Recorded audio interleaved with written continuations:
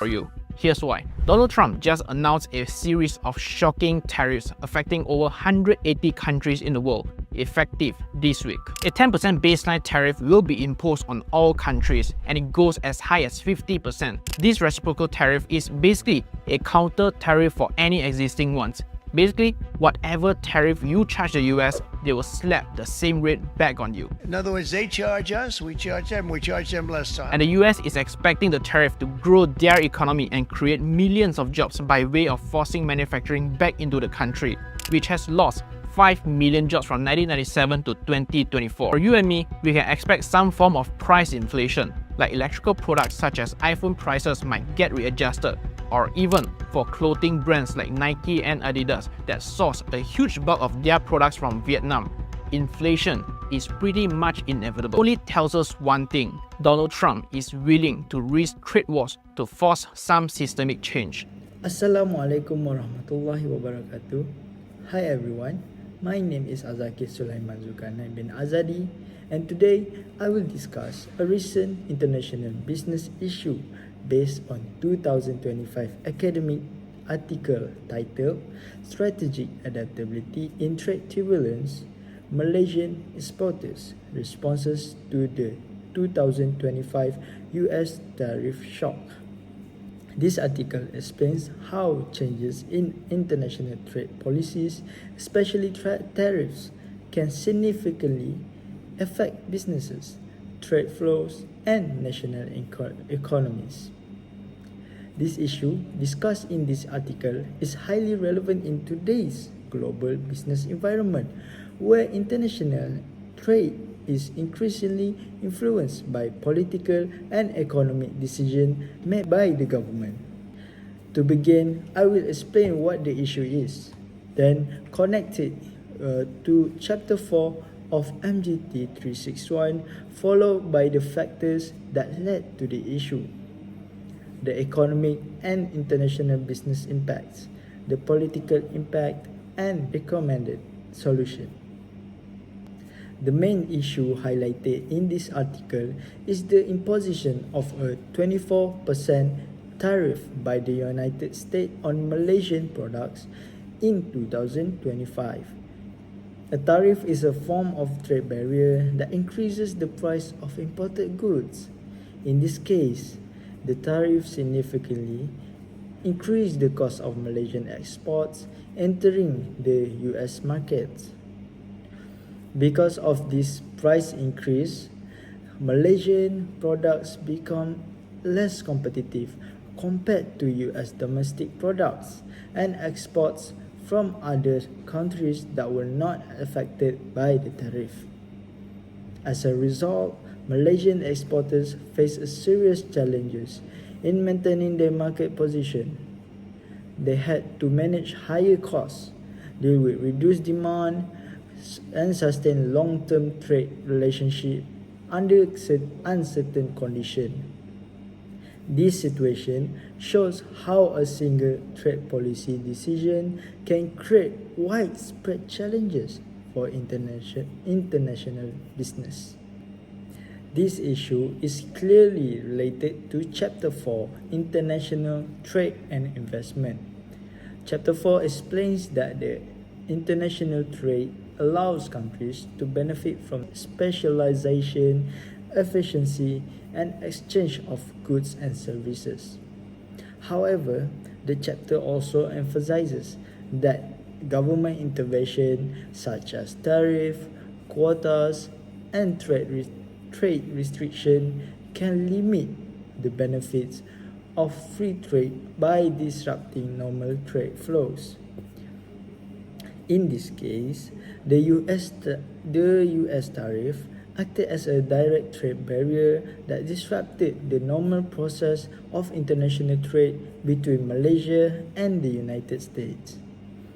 It reduced the trade efficiency and increased uncertainty for exporters who depended on the US market.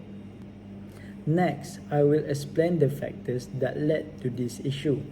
First, changes in government policy played a major role. The US government introduced the tariff as a part of protectionist strategy aimed at protecting domestic industries and reducing dependence on imported goods.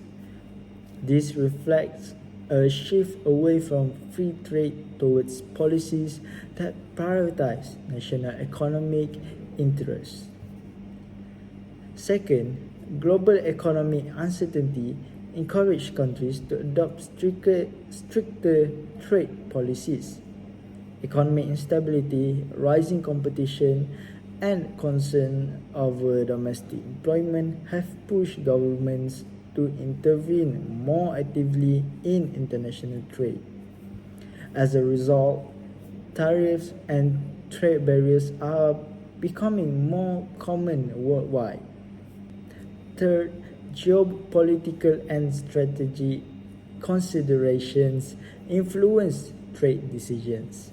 Trade policies are often used as a tool to achieve political or strategic objectives rather than purely economic efficiency. This shows that international trade is closely linked to political decision making. Moving on to the economic impact, the tariff caused Malaysian exports to become more expensive in the US market. When prices increase, demand usually decrease, and this led to a reduction in US demand for Malaysian products. As the demand declined, export revenue fell, affecting the overall performance of export-oriented industries. Since exports are an important component of national income, this decline contributes to slower economic growth. Lower export earning can reduce business investment, government revenue, and overall economic activity. In the long term, continuous trade restrictions like tariffs can reduce investor confidence and weaken the overall stability of international trade relationships, making the global economy less predictable. Now, let us look at the impact on international business. For Malaysian firms, the tariff disrupted supply chains and increased operating costs. Companies that relied on the US market could no longer operate under the same condition as before. Many companies were forced to review and adjust their international strategies. This included changes in pricing strategies, market focus, sourcing decisions, and production planning. Some firms lost market share in the US market, while others began exploring alternative export markets to reduce dependency on a single country. This situation clearly reflects how international business must respond strategically and flexibly when facing external trade shocks that are beyond their control. Now I will explain the political impact. The tariff affected diplomatic and trade relations between Malaysia and the United States. Trade decisions like tariff often reflect political priorities and domestic pressures rather than purely economic consideration. In response, Malaysia was encouraged to engage in trade negotiation and to work more closely with Asian partners to address trade challenges collectively. This highlights the importance of regional cooperation when dealing with powerful trading partners. Overall, these situations shows how political decisions made by governments can strongly influence international trade patterns, business confidence, and international cooperation. Finally, I will discuss recommended solutions to address this issue. First, enhancing international cooperation is important. Countries should engage in dialogue and negotiation to reduce trade barriers and promote fair and stable trade relationships. Second, developing adaptation strategies is crucial for businesses. Firms should diversify export markets, reduce dependence on a single country, and remain flexible in their international operations. Third, increasing education awareness among exporters can help businesses better understand international trade rules, policy risks, and global market change. And lastly, effective government policies are needed.